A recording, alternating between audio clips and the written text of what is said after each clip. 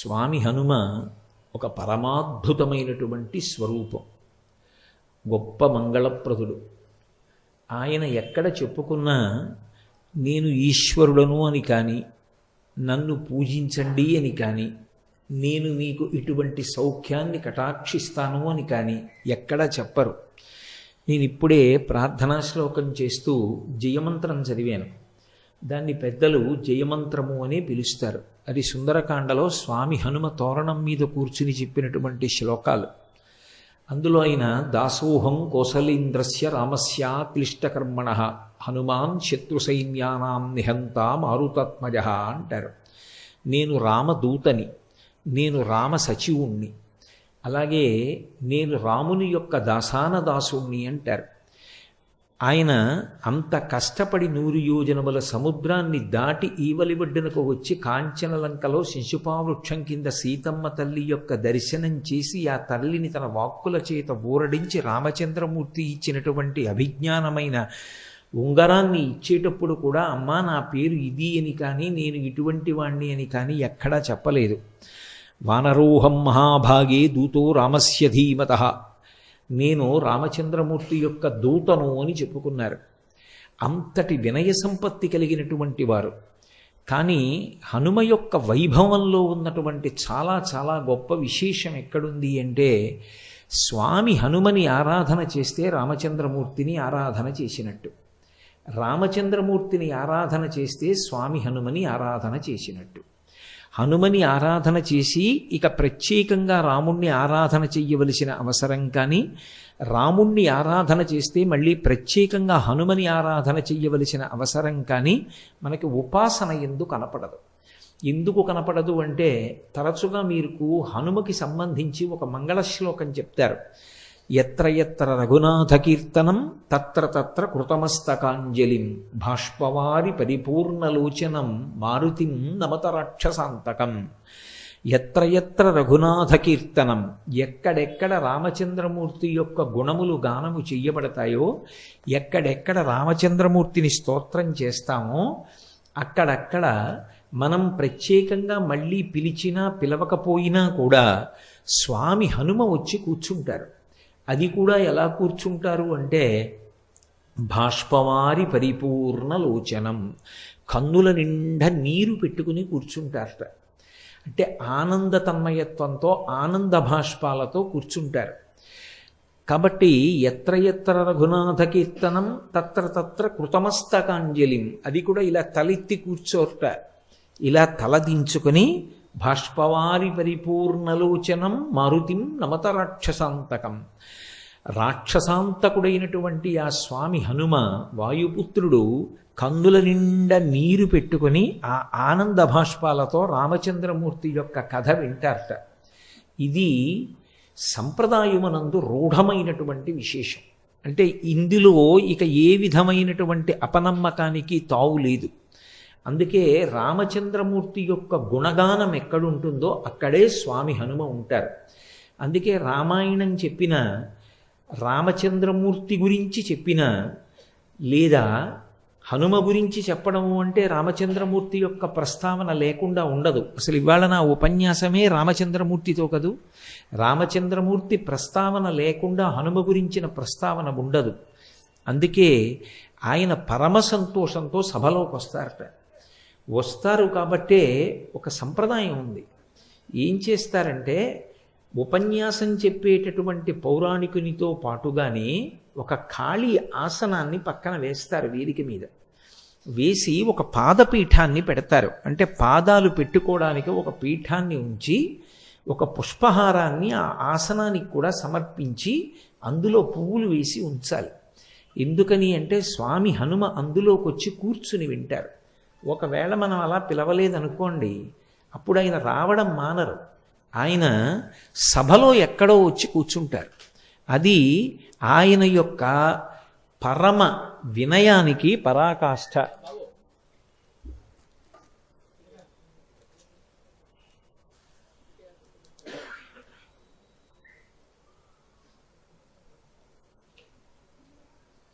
అలా వదిలిపెట్టేసేయండి. నేను రాకముందన్నా చేసుకోండి, లేదా మానేసేయండి.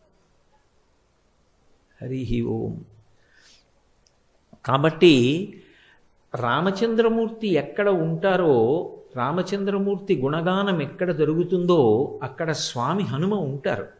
అందుకే శృంగగిరి పీఠాధిపత్యం వహించినటువంటి మహాపురుషులు చంద్రశేఖర భారతీ మహాస్వామి వారు ఎప్పుడైనా సుందరకాండ పారాయణ చేస్తే తప్పకుండా పక్కన ఒక ఆసనం వేసి పారాయణ చేసేవారు. రాముణ్ణి స్తోత్రం చేస్తే, రామనామం చెప్తే, రాముని యొక్క వైభవాన్ని కీర్తిస్తే చాలు, హనుమ ప్రసన్నులైపోతారు. రెండు, ఆయనకి వరం. ఎక్కడెక్కడ రామ కథ చెప్పబడుతుందో, ఎక్కడెక్కడ రామనామం చెప్పబడుతుందో అక్కడక్కడ ఆయన అనుగ్రహ ప్రదాత అయి ఉంటారు. అక్కడక్కడ ఆయన ఉండి వచ్చినటువంటి సభలోని వారందరినీ కూడా అనుగ్రహిస్తారు. అలాగే స్వామి హనుమ గురించి ఎక్కడ ప్రస్తావన చెయ్యబడుతుందో అక్కడ సీతారాములు ఉంటారు. హనుమ గురించి మాట్లాడుతున్నాం అనుకోండి, ఇక పిలవక్కర్లేదు, సీతారాములు ఉంటారు. అందుకే ఉపాసనలో హనుమంతుని యొక్క వైభవం ఎక్కడుంది అంటే ఆయనకి చేసినటువంటి పూజ సీతారాములకు చేసిన పూజయే. మీరు పాలకి నీటికి వేరువేరుగా పూజ చెయ్యక్కర్లేదు. పాలలో నీళ్లు కలిసి ఉన్నాయనుకోండి, ఒక్క పాత్రలో నీళ్లు కలిసిన పాల నుంచి పూజ చేస్తే పాలకి నీటికి కలిపి పూజ చేసినట్టే.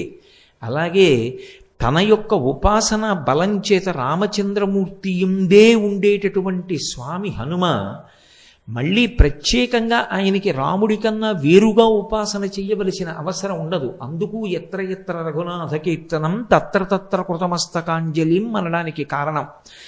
అంతగా అవిభాజ్యమై ఉంటారు. నేను దాసాన దాసుణ్ణి అని చెప్పినా, నేను రామదూతని అని చెప్పినా, నేను సుగ్రీవ సచివుణ్ణి అని ఆయన చెప్పిన, వాయుపుత్రుణ్ణి అని ఆయన చెప్పిన, ఆయన తనంత తానుగా భక్తకోటికంతటికీ కూడా విశేషమైనటువంటి అనుగ్రహాన్ని ప్రసరించగలిగినటువంటి అద్భుతమైనటువంటి స్వరూపం. మీరు జాగ్రత్తగా గమనిస్తే హనుమ యొక్క రూపం వానర రూపం. వానర రూపమైనటువంటి ఆ స్వామిని సుందరాతి సుందరుడు అని పిలుస్తారు. అందుకే ఆయన యొక్క వీర విజృంభణం ఉన్నటువంటి కాండ సుందరకాండ. ఏ కారణం చేత ఆయన సుందరుడు అంటే ఆయనకి ఆయనగా బయట అందంగా ఉండడం కాదు, ఆయన దర్శనం చేసినంత మాత్రం చేత తరువుకొస్తున్నటువంటి ఉపద్రవాలు కూడా తొలగుతాయి. లోకంలో మంగళములకన్నిటికీ కూడా ఆద్యమైనటువంటి మంగళవాక్కు ఏది అని అడిగారు. సంప్రదాయంలో అన్నిటికన్నా పరమమంగళప్రదమైన వాక్కు ఏది అంటే శ్రీరామ అన్న 3 అక్షరాలు. శ్రీరామ అని మీరు అన్నారనుకోండి, మీరు ఆ రోజున పరమమంగళప్రదమైనటువంటి మాట మాట్లాడారు అని గుర్తు. అందుకే ఎన్ని మాటలు శ్రీరామ అంటున్నారో, ఎన్ని మాటలు శ్రీరామనామం వ్రాస్తూ ఉంటారో అన్ని మాటలు ఆ మంగళత్వాన్ని పొందుతూ ఉంటాడు పాపనాశనం జరిగినటువంటి కారణం చేత. హనుమ యొక్క స్వరూపంలో ఉన్న గొప్పతనం ఏమిటంటే ఆయన సంధ్యాకాలానికి ప్రతీకగా ఉంటుంది ఆయన యొక్క ముఖమండలం. అందుకే వాల్మీకి మహర్షి ఈ రహస్యాన్ని లోకానికి చెప్పడం కోసమే సుందరకాండలో హనుమ యొక్క ముఖమండలం గురించి ఒక శ్లోకం చేస్తూ ఒక మాట అంటారు.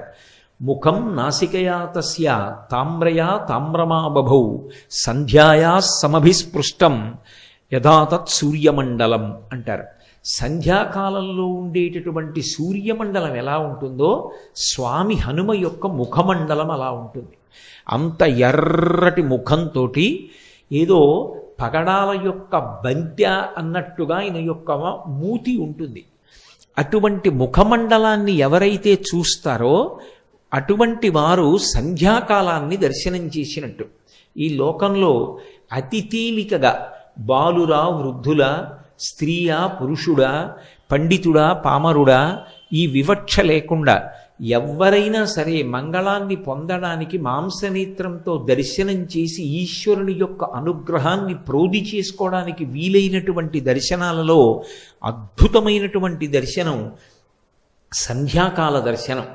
సూర్యోదయ సమయంలో ఉదయిస్తున్నటువంటి సూర్యుని యొక్క కాంతిని చూసినా, అరుణారుణ కాంతులను చూసినా, రథం వస్తున్నప్పుడు ముందు లోపల కూర్చున్న రథి కనపడడు, సారథి కనపడతాడు.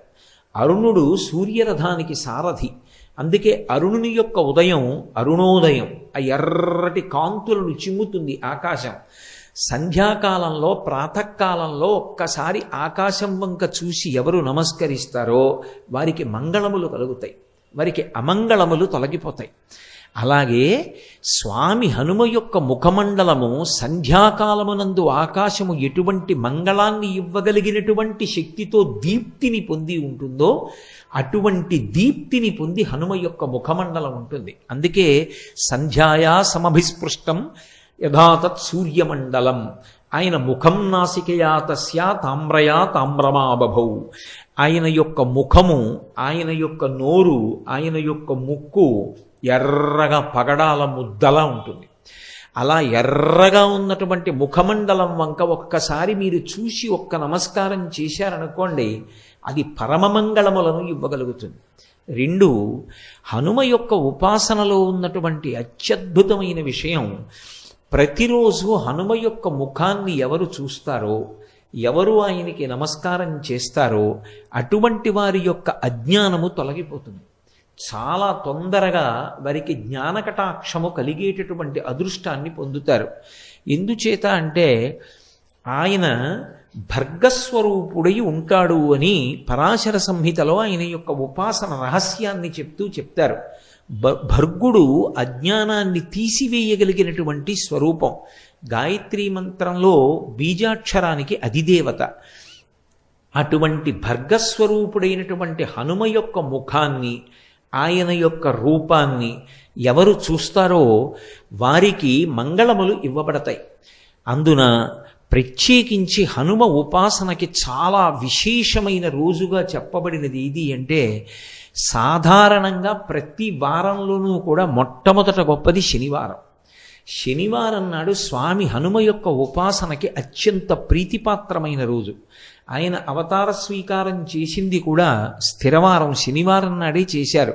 వైశాఖమాసి కృష్ణాయాం అని ఆయన మందవాసరి దశమ్యాం మందవాసరి, దశమి తిథి నాడు శనివారం నాడే ఆయన ఆవిర్భవించారు. శనివారం ఆయన ఉపాసనకి చాలా శ్రేష్టమైనటువంటి రోజు. ఎందుచేత అంటే ఆ రోజు ప్రారంభం శనిహోరతో ప్రారంభం అవుతుంది. శనీశ్వర గ్రహాన్ని తన తోకకి చుట్టి ఆయన మీద శని యొక్క ప్రభావం లేకుండా చూసి శిక్షించినటువంటి వారు స్వామి హనుమ. అప్పుడు శరీరము శిథిలమై స్వామి హనుమని ప్రార్థన చేశాడు శనీశ్వరుడు. అయ్యా, నీ చేత నేను ఇప్పటికే చాలా హింసింపబడ్డాను, నన్ను నీ తోక నుంచి విడిపించు, నీకేం కావాలడుగని అడిగాడు. అడిగితే స్వామి హనుమ శనీశ్వరుని నుండి ఒక మాట పుచ్చుకున్నారు. ఎవరు నాకు పరమ భక్తులై ఉంటారో అటువంటి వారి జోలికి నువ్వు వెళ్ళకూడదు. ఒకవేళ జాతకంలో శనీశ్వరుని యొక్క ప్రభావం చాలా విశేషంగా ఉండేటటువంటి వారు కూడా హనుమ యొక్క అనుగ్రహానికి నోచుకున్న వారైతే అటువంటి వారందరికీ కూడా శనీశ్వర గ్రహం యొక్క ప్రభావం విశేషంగా ఉండేటటువంటి అవకాశం ఉండదు. అది హనుమ పుచ్చుకున్నటువంటి మాట. అందుకే హనుమదుపాసన శనివారం నాడు చేస్తే శనీశ్వర గ్రహం ఆనుకూల్యతని పొందుతుంది. పొంది బాధించడం అనేటటువంటిది ఉండదు. 2వది, మాసములలో మార్గశీర్ష మాసంలో శనివారం నాడు స్వామి హనుమని ఉపాసన చేసినట్లయితే అది చాలా విశేషమైనటువంటి ఉపాసన. మనకి అదృష్టం ఏమిటంటే మనం ఇవాళ మార్గశీర్ష మాసంలో శుక్లపక్షంలో ఇవాల్టి రోజున శనివారం నాటి సాయంకాలమే హనుమ యొక్క వైభవం గురించి ఆయన ప్రాంగణంలోనే కూర్చుని మాట్లాడుకుంటున్నాం.